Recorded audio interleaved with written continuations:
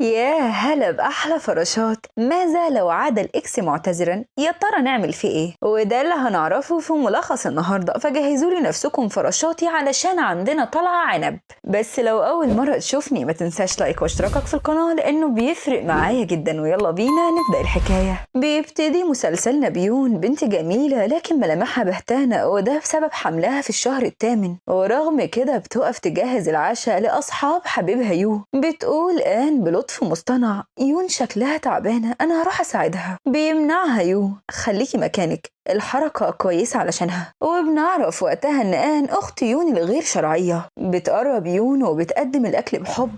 بيقول يو بأمر: اقعدي هنلعب سوا. لا أنا حاسة إني تعبانة شوية، هروح أريح. بتتفاجئ إنه بيرميها: وأنا قلتلك اقعدي. طيب أنا هبدأ، إيه رأيكم؟ أختار الصراحة. بتبص ليون وباستهزاء بتقول: بصراحة علامات الحمل في بطنك شبه الدود، مش فاهمة يوم اتحملك ازاي. بيضحك الكل عليها وبتحس يوم بالإحراج. بتقول بكسرة: انت ليه قلتي كده؟ أنا انجرحت، على الأقل اعتذريلي. بتتفاجئ بيو: وهي تعتذر لك ليه؟ الموضوع مش مستاهل، بطلي تكبري كل حاجة، يلا كملوا لعب. فبتكمل آن وسبحان الله بيجي الدور عليها تاني. فبيقرر واحد منهم يكون تحدي، وهي إنها تشرب الكاس. بتبص ليو بحب: أنا عندي حساسية من الكحول، ممكن أختي تشرب مكاني؟ بيبص ليون: اشربي مكانها لأنها عندها حساسية. بتقول والدموع في عينيها: عايزني وأنا حامل أشرب مكانها؟ وفيها إيه؟ أنت في آخر الحمل وأكيد مفيش ضرر. طيب خلاص مش هضغط عليكي. وبتقرر تشرب. بيخاف يو عليها وبيقرر يعاقبها. في اللحظة دي بترد له يون معاملته ليها قصاد الكل.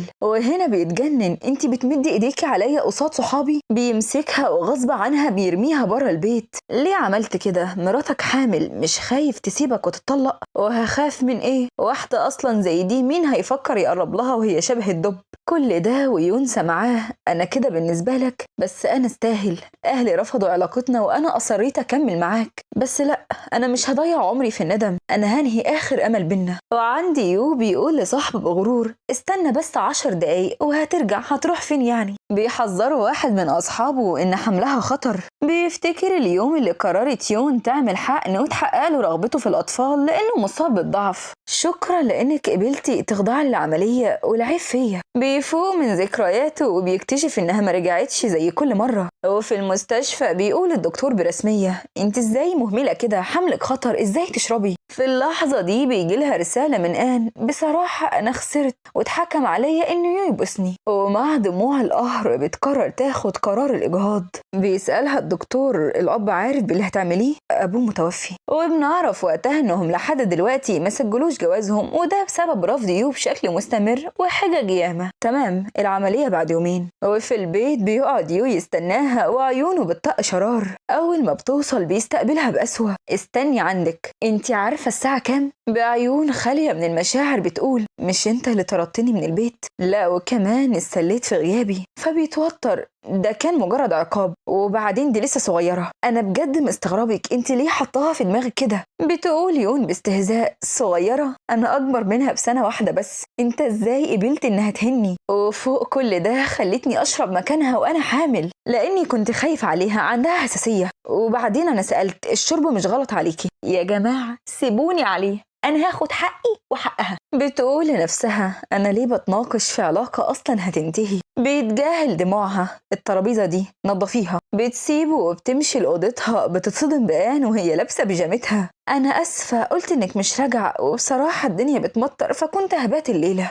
وبعدين انت بقيتي تخينة، يعني دول مش مناسبين ليكي دلوقتي. بتبص ليوه بنظرة قهر: ازاي سمحت لها تبات وانا مش موجودة؟ وانا هسيبها ازاي تخرج في المطر ده لوحدها؟ لا يا واد، حنين حنين. بتدخل يون من غير ولا كلمة. بيخاف يو، هي مالها كده؟ ما رضتش كعادتها؟ ولانه خايف تبعد بيقرر يصالحها: انا اسف، انا عارف اني ضايقتك، بس انت كمان قللتي مني قصاد صحابي. بتمسك ايديها علشان تطمن انه قابل شكلها. بيخاف وبيبعد. في اللحظة دي بيجيله اتصال من آن: انا حسيت انكم مش عايزين وجودي فسبت البيت، اسفة على الازعاج. بيترعب وقتها: لو حصل لآن حاجة انت المسؤولة قصادي، قومي معايا وزي ما خليتيها تمشي هترجعيها.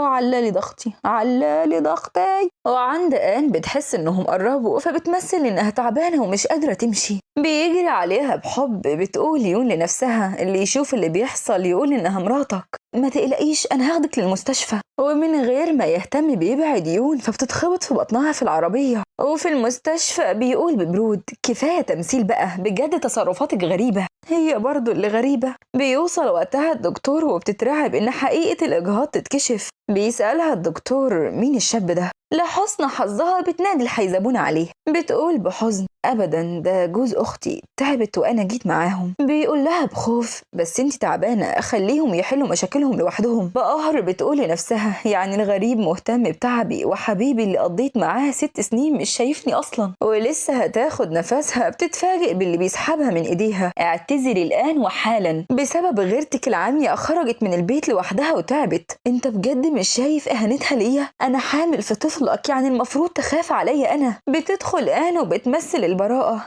أنا أسفة، ما كنتش أعرف إنك هتتضايقي من الضحك. وبتنزل على رجليها تعتذر. يون بقولها لك لآخر مرة، اعتذري دلوقتي. لا ما تعيطيش، هناخد حقنا تالت ومتلت. بتقرر تمشي، بيهددها بعصبية لو خرجتي إياكي ترجعي تاني. وفي فندق خاص بتطلب تحجز أوضة. بتتفاجئ برسالة من آن، حبيبك المصون حضر لي الشوربة علشان تعبانة. بتعيط ببراءة، يعني أنا اللي علمته يوم ما يعملها لحد غيري. وفي الأوضة بيبعت لها رسالة، ايه مش هترجعي البيت؟ بتشوف الرسائل وبتتجاهل ترد، وده بيجننه اكتر. طيب بكره انا عايزه تروحي السينما، يا ريت تخرجي معانا وتعتذري عن تصرفاتك. في اللحظه دي بتقرر يون تستغل اليوم علشان تنهي كل حاجه بينهم. تاني يوم بيروح لها وبيتفاجئ بلبسها، انت ازاي نازله كده؟ بتتدخل آن، انا معايا جاكيت يو اشتراهولي لما كنت بردانه، خدي. مش عايزه، ما بلبسش مستعمل. وبتسيبهم وبتركب العربيه. بيعامل آن بحب، ما تهتميش بيها، يلا اركبي. بتقول آن بتمثيل معلش رجلي وجعاني علشان كده قعدت جنب يون، اتحملي قريب هنوصل. وفي السينما بيقول ليون بهدوء اقعدي جنبي علشان بطنك، مش عايز حد يضايقك. بتوصل وقتها الحرباية، دي تذكرة يون حجزتها في اول مقعد علشان تقعد براحتها. وبتاخد الريس وبتمشي، عينك كده. وهناك بيقول لها بلطف معلش استعجلت ونسيتك، ما تزعليش. لا عادي، ما بقيتش ازعل. لما الفيلم يخلص ما تمشيش، انا عايزه اتكلم معاك شويه. في اللحظه دي بيقع ستاند فوق يون وبيجري الكل من الرعب. بيقف يو يشوفها بتمنعه انا رجلي اتأذت. بيبص ليون ببرود، هكلم الاسعاف تنقذك، آن وضعها أسوأ منك، اوعي تعيطي هنربيه سوا. وفي المستشفى بتقرب آن وبتمثل قصاد إن يون متعمدة تأذيها. بيجري عليها ومن غير ما يهتم بتقع يون على مكتب وبتترمي للأرض. انتي كويسة؟ بيبص ليون وكل اللي همه ان آن وقعت. بصوت مهزوز بتنادي عليه علشان يلحقها، أرجوك انقذني. بيتجاهل كلامها وبياخد آن للأوضة. بيبص على رجليها وبيقول بحزن مفيش أمل ان الحمل يستمر. بعدها بيستغرب يو غيابها وبيقول للدكتور بخوف فين الست اللي كانت حامل؟ وانت ايه علاقتك بيها؟ مراتي. بيحاول الدكتور يفهمه بهدوء الحامل اللي بتعمل عملية إجهاض جوزها متوفي. بيتصدم وقتها، إجهاض؟ وقصاد أوضة العمليات بيترجاها توقف اللي بتعمله. بقالنا 6 سنين سوا، ما قدرتش تتجوزني بشكل رسمي، انت ما تستحقش تكون أب. وعندي يو بيسأله الدكتور لو معاه إثبات إنها مراته حتى لو صورة. بيفتح تليفونه وبيكتشف إن الصور كلها الآن عمرهم ما أخدوا صورة سوا. في اللحظة دي بيحصل لها نزيف، بتخرج الممرضة وهي قلقانة، محتاجين دم بسرعة، ويا ريت تكون الفصيلة ايه سالب. انا فصيلتي ايه سالب. وهناك بتسأله الممرضة لو حاسس بأي تعب علشان توقف. بيقول بخوف كملي، مش مهم انا، المهم هي. بعدها بتفوق يون وبيقول الدكتور بحزن احنا قدرنا ننقذك، لكن الطفل كان مفارق الحياة بسبب الخبطة. وعندي يو بيتعصب على الممرضة، انا مراتي فقدت طفلنا بسبب اعمالكم. بتقول بتهديد المدام يون فقدت الطفل بسبب الخبطة، والكاميرا موضحة كل حاجة. بيراجع ذكرياته وبيتصدم انه السبب. بيقرب منها والخوف مالي قلبه، انا اسف من شوية ما اخدتش بالي، كنت خايف على آن، بحلفلك اني ما قصدتش اذيكي. غريبة يعني ما اهتمتش غير بالطفل. طب وانا انت حتى ما سألتش انا حاسة ايه، كل اهتمامك انك تبان الصح وبس. انا بس كنت خايف تفهميني غلط. عاملة ايه دلوقتي؟ تمام. طيب انا هروح اجيب دكتور. استنى، انا مش عايزة اكمل معاك، انا هسامحك وهسامحها بس مش عايزة اشوفكم تاني. كان لسه هيقرب بيجيله اتصال، يوه انت فين؟ انا حاسة بألم شديد. روح لها كده كده كده اللي بينا انتهى. بيترجاها تسامحه. انا بعملها كده لانها بتفكرني بيكي وانت صغيره. انا لسه عايشه، يا ريت كفايه مبررات سخيفه لخيانتك. خيانه ايه؟ انا مش من النوع ده من الرجاله. والله الرجاله متبريه منك يا حيزبونه الذكور. انت عارفه انت حب حياتي، عمري ما خنتك. احنا وصلنا لكده بسبب عندك، لو اتنازلتي ما كانش كل ده حصل. يعني انت شايف بعد كل ده ان السبب تمام، اللي شايفه هو صح. بتوصل وقتها وبتضم بخوف، انت ليه سبتني لوحدي؟ فبيشيلها لأوضتها علشان يطمنها. بتقعد لوحدها تفتكر اليوم اللي طلب ايديها ومثل الحب قصادها. اوعدكم اني هكون لها الاب والحبيب طول ما انا عايش، هساعدها وبس. فراشاتي لو شفت راجل في الشارع اجروا، مفيش وقت للتفسير. وبتقرر تكلم امها. انا راجعه. بيوصل وقتها وبيلاحظ انها ماشيه. بيسألها بخوف، رايحه فين؟ انا همشي. لا، انتي هتفضلي هنا لحد ما تبقي كويسة. بتركز في ملامحه وبتقول لنفسها، كان فين الحب ده من زمان؟ مفيش داعي لاهتمامك، مجرد عملية بسيطة. ده كان ابننا، ازاي مش فارقلك؟ انا مش ناسي انك كنت ناوية تجهدي من غير علمي، بس مقدر ان اللي حصل بينا سوء تفاهم. سوء تفاهم ايه يا ريس؟ ده انت السوء كله. وبيطلب منها بحب فرصة تانية. بتعري بطنها. بيقرب منها بحب وبيلمسها. غريبة، ليه ما حسيتش بالقرف زي كل مرة؟ انت ما بقيتش الشخص اللي حبيته، ولا انا اللي حبيتها زمان. علاقتنا انتهت. بيجيله اتصال من انا هروح اديها الاكل، يا ريت تهتمي بنفسك. يا خساره، كنت فاكره انك اتغيرت وندمت. بعدها بيرجع ومعاه خاتم وبيقول بابتسامه، من يوم ما عرفت ما اديتهاش رمز لعلاقتنا. ابتسم يا اخويا ابتسم، اوعدك هتكون اخر ابتسامه. ايه ده؟ فين سابت المستشفى وخلصت كل الاجراءات. بتوصل وقتها حبيبي ده ليا صح؟ حلو قوي. بيتعصب، هاتي ده ملك انت اتعصبتي ليه كده؟ اسف. وكان هيمشي بتمنعه. انت رايح فين؟ شيلني للأوضة. سبحان الله، قادرة تيجي وتقرفنا وما بتقدرش ترجع. اتعلمي ترجعي لوحدك.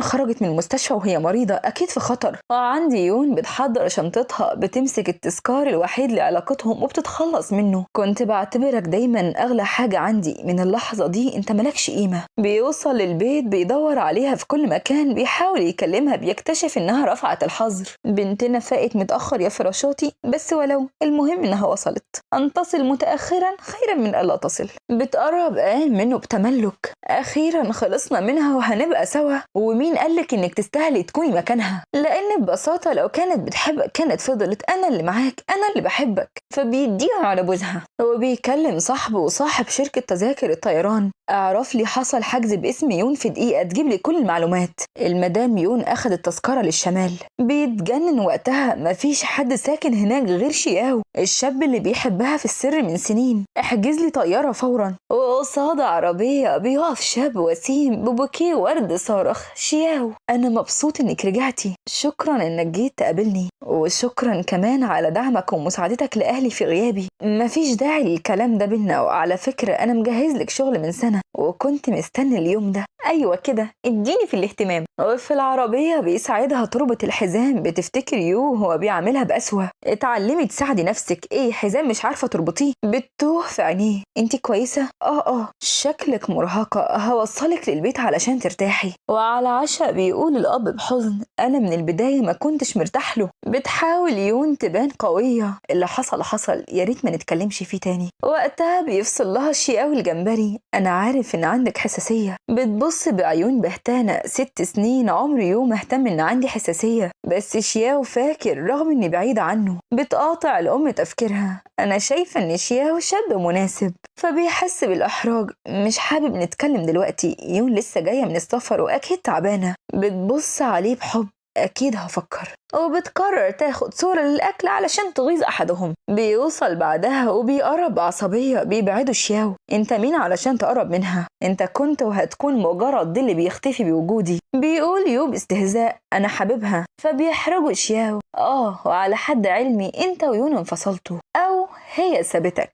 بس كانت حامل في ابني، ودلوقتي مفيش أطفال، اللي بينا انتهى. بيبص في عينيها وبيقول بحب: ازاي بقيتي قاسية كده؟ اسأل نفسك ازاي قسيت قلبها كده؟ اديت لك 6 سنين من عمرها وفي النهاية خنتها، ومع مين؟ مع آن. بيحاول يدافع عن نفسه: ما تصدقيش، ده كذاب، انا عرفت غلطتي، سامحيني المرة دي وبس، اوعدك هرجع احسن من الاول. ببرود بتقول: وعودك ما بقاش ليها قيمة عندي، ولو رجع بيا الزمن عمري ما هختارك. بتمسك ايدين شياو وبتمشي بيمنعها: كفاية بقى، انا اتحملت، كنت لك الام، بهتم بيك وبوفر لك الفلوس، أنا رضيت أعيش معاك من غير جواز على أمل إنك في يوم هتوفي بوعدك وتعملي الحفلة اللي وعدتني بيها، وفعلا نجحت وكبرت وبقالك شركة. طيب وأنا؟ أول حاجة رد للجميل كان خيانة، أنت السبب، اللي بينا ضاع بسبب أنانيتك. أنت إزاي جايب الجراءة دي وجاي تطلب مني نرجع وبتسيبه وبتمشي؟ بيمسك الخاتم وبيبص عليه بندم: أنا اللي غلطان. بتوصل وقتها أنثى الضفدع: ليه بتمثل الحب؟ افتكرت يعني إنك بتحبها بعد ما مشيت؟ فبيديها على بوزها: إياكي تتكلمي عليها بحرف واحد. وفي المطعم بيقف يراقبها من بعيد وبيطلب من العاملة تسلم لها الخاتم وتقول إنه من جوزها، فبترميه. بيتصدم من تصرفها: حتى الخاتم الهدية الوحيدة اللي استنيتيها، كل ده ما بقاش فارق لك؟ بكل ثقة بتقول: لأنك ما بقتش فارق لي، وبعدين أنا بعدت، مش ده المفروض يفرحك؟ يون، أنا عارف إني غلطت، أرجوكي كفاية، أنا فهمت، أنا بس كنت معجب بآن، بس أنتي حب حياتي. وبيحضنها غصب عنها بيبعدوا شياهو: أنت ممكن تكون حبتني بس حبيت نفسك أكتر. بتوصل وقتها آن وبتقرر تخلص عليها، بيحميها شياهو بين إيديه وبيتصاب يو: أنت إزاي حقودة كده؟ مش كفاية حاولتي تخلصي عليها قبل كده؟ بيصدم يو: حاولت تأذيها؟ أنت ليه ما قلتيش؟ ليه خبيتي؟ بتبص عليه بألم: يعني أنت كنت هتصدقني؟ وبنعرف وقتها إنها كانت السبب في حادثة السينما، وكل ده كان مخطط ليه. بتوصل وقتها الشرطة وبتقبض عليها في الوقت اللي بتتوعد لها إنها هتنهي حياتها بإيديها بمجرد خروجها. بيبص يو بحزن: ليه ما قلتيش إن كل ده حصل؟ حتى لو كنت قلت كنت هتسمعني؟ وبتمسك إيدين شياهو وبتمشي قصاد دموعه وإحساسه بالعجز. وبعد شهر بتروح يون المكتب علشان تسلم أوراق المشروع: استني، أنا خرجت من السجن، أنا خايف عليكي. فبتطمنه إنها ما بقتش يون الضعيفة، وقصاد الشركة بتتفاجئ بيها وهي بتخدرها. وفي مكان هادي بتطلب يون تمشي: أنا هعتبر إن كل ده ما حصلش. يون، أنتي مش عارفة أنا تعبت قد إيه علشان أوصلك، وشك الملفت ده مش هتشوفيه تاني. وبتضحك بجنون: بتفتح بس دلوقتي تعرفي إني أنا حبيبة يو، وإنتي البنت اللي كنتي هتاخديه، وبكده ممكن أسيبك. بتتمنى يون شياو يشوف البث ويقدر ينقذها: أنتي عارفة أنا ليه بكرهك؟ لأنك دايما بتاخدي كل حاجة أنا بحبها. بتقول يون باستهزاء: أنتي شايفة الظاهر وبس، ما تعرفيش أنا خسرت إيه علشان أكسب حاجة واحدة بس. كدابة، أنتي بتعملي كل ده علشان تأثري عليا، بس لأ، يو ليا وبس، ولازم أخلص عليكي علشان يبطل يحبك. بيوصل وقتها شياهو وبيشاور لها علشان تطمن: أنتي كويسة؟ وبيضمها بين إيديه: كنت خايف أخسرك للمرة التانية. أنت إزاي عرفت مكاني؟ من البث. بتتجنن: أنتي إزاي 2 بيحبوكي وأنا مفيش حد بيحبني؟ عايزة تعرفي الأسباب؟ لأنك دايما بتبص في إيد غيرك، لو ركزتي في حياتك هتكوني أحسن. أنتي فاكرة لو بعدت عن يو أو ما كنتش في حياته كنتي هتبقي؟ يو عمره ما هيحبك. وهنا كانت الشرارة لانهيارها، الحقيقة اللي بتحاول تخفيها دايما واجهتها بيها. بتوصل وقتها الشرطة: البنت دي أذت حبيبتي. بتبص يون بخوف: حبيبتك؟ بصراحة أنا اترددت كتير، بس مش هقدر أداري مشاعري أكتر من كده، ممكن تقبلي تكوني مراتي؟ وبيكمل بعياط: بسبب اهتمامي بالشغل خليت واحد زي يو ياخد مكاني، أنا بحبك من وإحنا في الثانوية. بجد يعني أنت بتحبني من زمان؟ أرجوكي تقبلي قربي. بتقول بابتسامة: بس أنت مستعجل قوي، يعني بتعترف بالحب وبتطلب نتجوز؟ فبيطمنها إنه مستعد يستناها العمر كله بس تبقى ملكه. في اللحظة دي بيوصل يو: أنت كويسة؟ أنت دايما متأخر. بيقول بندم: لولا وجود آن ما كانش كل ده حصل، بس لو مش آن هتبقى غيرها. يو، أنت أناني، يا ريت تبعد عني. بيضمها شياو بين إيديه وبيمشي قصاده: داين تدان، داين تدان. وعند أهل يون بيقول شياو بحب: أنا طالب يون تشاركني باقي حياتي، وبالنسبة للمهر هكتب لها كل أملاكي. فورا بيوافق الأب، المهم سعادة بنته. بيجي ميعاد الفرح وبيلاحظ شياو إنها قلقانة لو حابة أنا ممكن ألغي كل حاجة، المهم عندي سعادتك. بتقول بمكر بصراحة أنا ندمانة. بيقول بخوف بجد ندمانة إني ضيعت من عمري 6 سنين بعيد عنك. فبيضحك على براءتها. أيوة كده الراجل جاله جفاف. وبتبدأ الحفلة بيمسك إيديها قصاد الكل في الوقت اللي بيدخل يوم لهفة. يون مستحيل تكون ملكك. بيقف شياو وجودك هنا ملوش داعي. يون انتي أم ابني، شوفي أنا عملت برواز لاسمه علشان نحفظه سوا. بتضحك باستهزاء، يعني الطفل كان عايش مهتمتش بيه ولا فكرت في اسمه، دلوقتي افتكرت ان ليك ابن وليك زوجة. انا مش قادرة اتخطى انك كنت السبب في انه يفارقني قبل ما اشوفه. لو اهتميت بابنك ليوم واحد ما كناش وصلنا للحظة دي. يا ريت تفهم اللي بينا انتهى مع نهاية حياة ابني. بيؤمر شياو الحراس ياخدوه برا القاعة، وحضن كبير بقى، وها قد نال احدهم ما تمنى، ويستحق والله يستحق. وفي النهاية الحب أفعال، حلاوة البدايات صعب تستمر، فاختار دايما اللي يقدر قيمتك. انت تستاهل الحلو كله. ولو وصلت معايا لهنا ما تنساش لايك واشتراكك في القناة، واشوفكم الفيديو الجاي. سلام.